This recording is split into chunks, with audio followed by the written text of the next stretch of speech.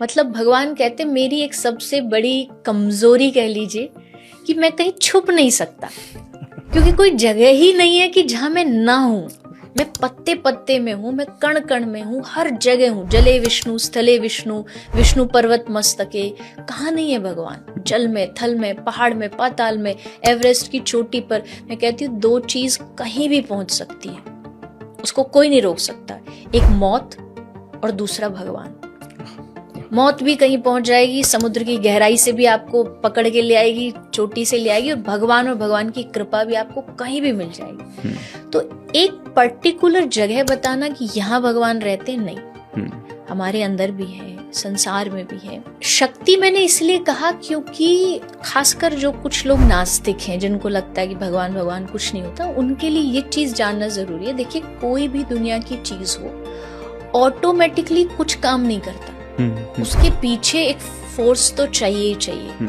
ये माइक है, इसको किसी ने ऑन किया तब ये शुरू हुआ। कैमरा चल रहा है, उसके पीछे कोई बैठा है। ये बिल्डिंग बनी, इसके पीछे कोई वर्कर थे, लेबर थे। तो यानी हर चीज के, यहाँ जितनी भी रूम में चीजें, सबके पीछे एक फोर्स थी। इतनी बड़ी दुनिया अपने आप तो नहीं बनी, बिल्कुल, इसको किसी ने बनाया। किसने बनाया, उसको खोजना ही मनुष्य जीवन का लक्ष्य।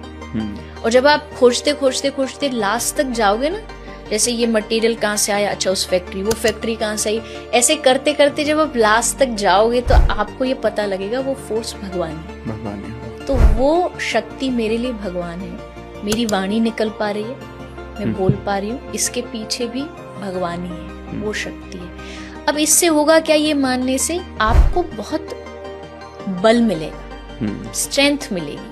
क्योंकि जब आप घबराते हैं, जब आप स्ट्रेस होते हैं, जब आप परेशान होते हैं, किसी की हिदायतें काम नहीं आती, किसी के दिलासे काम नहीं आते। कोई हमें कितना भी कह दे, अरे भैया कोई बात नहीं, हो जाएगा हो जाएगा, ठीक है, थोड़े टाइम के लिए हमें लगेगा सही कह रहा, फिर से हम उस सोच में पड़ जाएंगे कि कैसे होगा, कैसे पार करें।